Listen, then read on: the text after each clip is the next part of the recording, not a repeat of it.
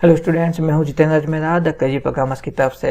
आज वाले वीडियो में हम आपके लिए लेकर के आए हैं एक बहुत ही interesting topic, sleeping barber problem in process synchronization. देखिए, ऑपरेटिंग सिस्टम की सबसे कमाल की बात यह है कि यहाँ पे एक्चुअली में हमें ये समझाने की कोशिश करी जाती है कैसे कोई प्रोग्राम जब रन करता है तो छोटे छोटे प्रोसेस में टूट जाता है, और कैसे कोई प्रोसेस जो छोटी छोटी जॉब्स में छोटे छोटे पार्ट्स में टूट जाता है, और एक बार हमें एक जॉब जो है, एक पार्ट जो है वो एग्जीक्यूट होने के लिए जाता है। ठीक है, तो ऐसा क्या होता है कि एक्चुअली मल्टीपल प्रोग्राम एक साथ चल रहे होते हैं तो मल्टीपल प्रोसेस बनते हैं, और मल्टीपल प्रोसेस में मल्टीपल छोटे छोटे ब्लॉक्स बनते हैं जिन्हें हम जॉब बोलते हैं। हर एक जॉब से सीपीयू और जॉब के बीच में एक लिंक क्रिएट होता है जिसको हम थ्रेड बोलते हैं, यानी मल्टीपल थ्रेड्स बनते हैं। ठीक है, तो अब सीपीयू ऑपरेटिंग सिस्टम पे कितना लोड आ जाता है कि मल्टीपल जॉब्स लगातार एग्जीक्यूट होने के लिए आ रही है, तो यहाँ पे क्या होता है, छोटे छोटे ग्रुप्स बना करके, बैचेस बना करके इन प्रोसेस को एग्जीक्यूट किया जाता है। लेकिन किस तरह से इन जॉब्स को सीपीयू एलोकेट होता है, रिसोर्स एलोकेट होते हैं, कैसे एग्जीक्यूट होती है, कैसे ये अपने जो एक्सटेंडेड जो ब्लॉक्स हैं उनसे जुड़ी हुई रहती है, तो इन सब चीज़ों को समझाने के लिए और इनसे जुड़ी हुई प्रॉब्लम्स जो के प्रोसेसिंग में क्या क्या प्रॉब्लम आ रही है उनको समझाने के लिए कुछ थ्योरीज दी गई हैं। उनमें से एक थ्योरी है स्लीपिंग बार्बर प्रॉब्लम। ठीक है, जो कि प्रोसेस सिंक्रोनाइजेशन के टाइम पे होती है। तो पहले मैं बताता हूँ ये होता क्या है। ठीक है, जैसे मैंने बताया कि भाई मल्टीपल प्रोग्राम हम रन करते हैं, हमने सॉन्ग चला दिया, हमने वीडियो डाउनलोड के लिए लगा दिया, हम प्रेजेंटेशन बना रहे, 3 टास्क तो हम चला रहे हैं, user define system generated task, 2-3 task चलते ही रहते हैं। तो मल्टीपल, सपोज जैसे 5 टास्क हो गए, अब 5 टास्क जो है परफॉर्म होने के लिए सीपीयू के पास जा रहा है, तो पांचों को सीपीयू एक साथ कर नहीं सकता, तो पहले इन 5 टास्क को छोटे छोटे प्रोसेस में तोड़ देगा, यानी हर एक टास्क के 3-3, 4-4 छोटे छोटे प्रोसेस हो गए। अब हर एक प्रोसेस के छोटे छोटे ब्लॉक्स हो जाते हैं जिनको हम जॉब्स बोलते हैं। तो किसी में 10 जॉब बनी, किसी में 20 जॉब बनी, किसी में 15 जॉब बनी, किसी में 5 जॉब्स बनी, इस तरह से मल्टीपल जॉब्स बन जाती है। अब इन सब जॉब्स को जो है सीपीयू के पास जब एग्जीक्यूशन के लिए भेजा जाता है तो उस जॉब और सीपीयू के बीच में एक थ्रेड बन जाता है, एक लिंक बन जाता है। तो यहाँ पे मल्टीपल थ्रेड्स आ गए।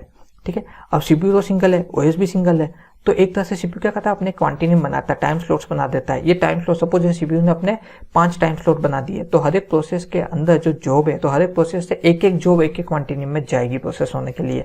ठीक है, तो यहाँ पर क्वांटिनियम को चेयर मान लीजिए, और वो जो जॉब्स आ रही है उनको आप मान लीजिए, सॉरी वो क्या बोलते हैं, कस्टमर मान लीजिए। अब बार्बर हमारा यहाँ पे हो गया सीपीयू, ठीक है, और ऑपरेटिंग सिस्टम।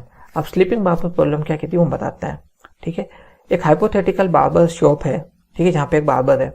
ठीक है, वो बार्बर उस शॉप के अंदर, मतलब उस शॉप में सिर्फ एक ही बार्बर है, एक ही बार्बर चेयर है, मतलब बार्बर यानी बाल काटने वाला, एक ही बार्बर है, एक ही बार्बर चेयर, यानी एक बार में सिर्फ एक ही जने के बाल काट सकते हैं। लेकिन वहाँ पे जो कस्टमर्स आ रहे हैं उनकी वेटिंग के लिए काफ़ी सारी चेयर्स लगी हुई है, तो कस्टमर्स आए चेयर्स पे आकर के वेट कर सकते हैं। ठीक है, तो जो जिस कस्टमर के भी बाल कट रहे हैं, ठीक है, हेयर कटिंग हो रहा है, तो बाकियों को वेट करना है जब तक, क्योंकि बार्बर चेयर भी एक ही है और बार्बर भी एक ही है। 2 बार्बर होते हैं तो 2-2 जनों का नंबर आता है, पर एक ही है तो बाकी सबको 1 बाय 1 अपने बारी का वेट करना पड़ रहा है। ठीक है, तो अब यहाँ पे 3 कंडीशन अलग अलग हो सकती है। पहली कंडीशन कि कोई कस्टमर नहीं है तो बार्बर जो है वो अपनी चेयर पे बैठ करके सो गया, तो थोड़े टाइम बाद में क्या हुआ कि वहां पे एक जो है कस्टमर आया, ठीक है, और उसने जो है बार्बर को जगाया। ठीक है, और उसी टाइम पे वहां पे बहुत सारे कस्टमर है और बार्बर जो है कस्टमर के बाल काट रहा है, तो बाकी कस्टमर्स को वेट करना पड़ेगा। ठीक है, और मतलब कहाँ पे वेट करना, और अगर वेटिंग रूम में एम्प्टी चेयर्स तो वेट करेंगे, और अगर चेयर्स एम्प्टी नहीं है तो वापस को लौट जाएंगे। ठीक है, ये देखिए स्लीपिंग बार्बर जो है वो फिलहाल या तो एक कस्टमर के बाल काट रहा है या फिर सो गया है।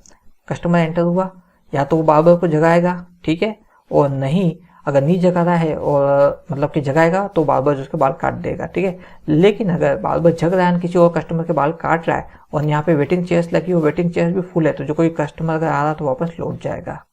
ठीक है, अब इस प्रॉब्लम का सॉल्यूशन क्या है, इस प्रॉब्लम के अंदर 3 सीमाफोर्स जो है इंट्रोड्यूस किया गया है। सबसे पहला सीमाफोर जो है वो है कस्टमर के लिए।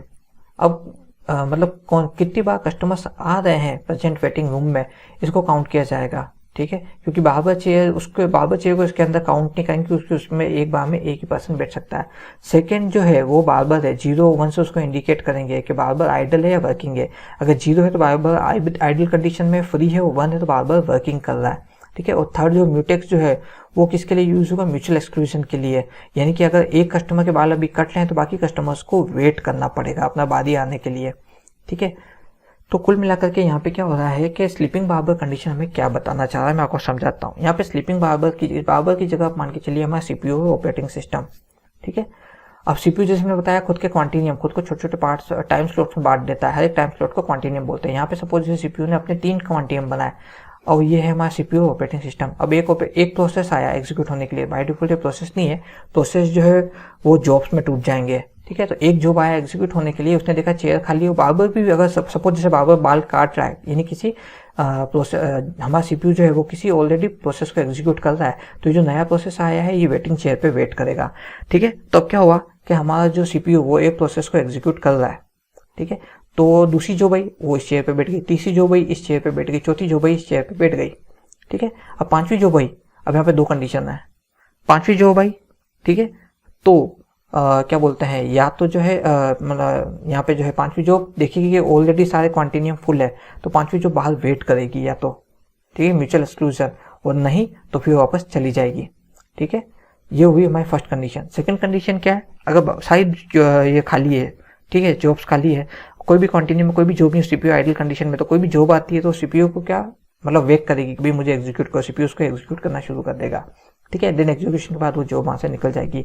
एक थर्ड सिचुएशन और क्या होती है कि भाई यहाँ पे क्या हो, सपोज जैसे एक ही चेयर है, मतलब एक ही जो है जॉब जो है बैठी, एक ही जॉब जो है कंटिन्यू में बैठी और एक जॉब प्रोसेसर के पास एग्जीक्यूट हो रही है सीपीयू के पास में, उस टाइम एक जॉब आती है वो उसकी हायर प्रायोरिटी है, तो क्या होता है उस हायर प्रायोरिटी वाले को जो है बैठा करके उसका टास्क कर दिया जाता है। तो ये है हमारा स्लीपिंग बार्बर प्रॉब्लम, जब सीपीयू जो है वो प्रॉपर्ली आइडेंटिफाई नहीं कर पाता कि भाई कितनी जॉब्स आ रही है, उनको कैसे डिस्ट्रीब्यूट करना है, कैसे एग्जीक्यूट करना है, तो यहाँ पे सीमाफोर यूज किया है, सीमाफोर जो काम में लिए जाते हैं। पहला होता है हमारे सीपीयू के लिए जो कि आइडल कंडीशन बताता है, सॉरी फर्स्ट जो होता है वो जॉब के लिए बताता है, कोई भी एक जॉब कितनी बार आ गई।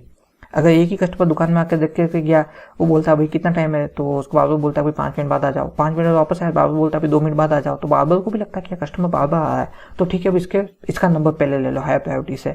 तो ये कैसे पता लग रहा है कि कस्टमर कितनी बार शॉप में आया है, तो उसी तरह से कोई जॉब कितनी बार क्रिटिकल सेक्शन में या सीपीयू के पास एग्जीक्यूट होने के लिए जा रही है, इस नंबर को काउंट किया जाता है और इस सेमाफोर की मदद से काउंट किया जाता है। सेमाफोर क्या होते हैं, म्यूटेक्स क्या होते हैं, इसके लिए हमने सेपरेट वीडियो बनाए हैं, उनके लिंक आपको डिस्क्रिप्शन बॉक्स में मिल जाएंगे। तो यहाँ पे अगर कोई जॉब बार बार एग्जीक्यूशन के लिए क्रिटिकल सेक्शन में आ रही है, तो फाइनली जो है क्या किया जाता है, क्रिटिकल सेक्शन उसको एग्जीक्यूशन के लिए भेज ही दिया जाता है हायर प्रायोरिटी बना करके। तो ये पहला सेमाफोर है जो कि जॉब्स के लिए काउंटिंग कर रहा है। सेकंड जो है वो बार्बर के लिए, बार्बर हमारा यहाँ पे है सीपीयू, ठीक है, और क्रिटिकल सेक्शन जिसको हम बोल सकते हैं। क्रिटिकल सेक्शन क्या होता है उसके ऊपर हमने सेपरेट वीडियो बनाया, उसका लिंक डिस्क्रिप्शन बॉक्स में अवेलेबल है। तो सीपीयू जो है हमारा, ठीक है, वो अगर आइडल कंडीशन में है तो वहाँ पे सिग्नल मिलेगा 0, यानी कि सीपीयू आइडल कंडीशन में है, क्रिटिकल सेक्शन फ्री है, कोई भी प्रोग्राम या प्रोसेस एग्जीक्यूट होने के लिए वहाँ जा सकता है। या फिर अगर 1 लिखा हुआ है सीपीयू के ऊपर या इसके हमारे क्रिटिकल सेक्शन के ऊपर, इट मीन्स कि अभी फिलहाल कोई ना कोई प्रोसेस वहाँ पे मौजूद है जो एग्जीक्यूट हुआ है, दूसरे प्रोसेस को वेट करना पड़ेगा, ठीक है। और तीसरा जो म्यूटेक्स यानी कि एक इंडिविजुअल एक स्पेसिफिक रूल है जहाँ पे किसी रिसोर्स को किसी प्रोसेस के साथ बाइंड कर दिया जाता है, तो यहाँ पे म्यूटेक्स यूज किया जाएगा ये डिसाइड करने के लिए कि जितनी भी जॉब्स आ रही हैं वो सारी जॉब्स जो है वो म्यूचुअल एक्सक्लूजन को फॉलो करेगी, यानी कि क्रिटिकल सेक्शन या सीपीयू के पास कोई जॉब अभी एग्जीक्यूट हो रही है तो बाकी अपना नंबर आने का वेट करेगी।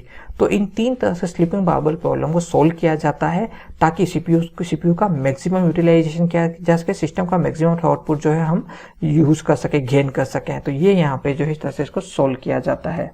तो अब अगर सिस्टम के कंसेप्ट में बात करें, कोई भी जॉब आई यहाँ पे स्टार्ट में, अगर हमारा सीपीयू स्लीपिंग कंडीशन में है, ठीक है, तो क्या किया जाता है, स्लीपिंग कंडीशन में यहाँ पे जॉब वेट करती है, ठीक है, मतलब सॉरी अगर स्लीपिंग कंडीशन में है, ठीक है, तो यहाँ पे 2 चीज चेक की जाती है। पहली चीज कि स्लीपिंग कंडीशन में क्या सीपीयू आइडल कंडीशन में है, ठीक है, तब तो एग्जीक्यूट होने के लिए वो क्या करेगा, सीपीयू को बोलेगा मुझे एग्जीक्यूट करो, ठीक है।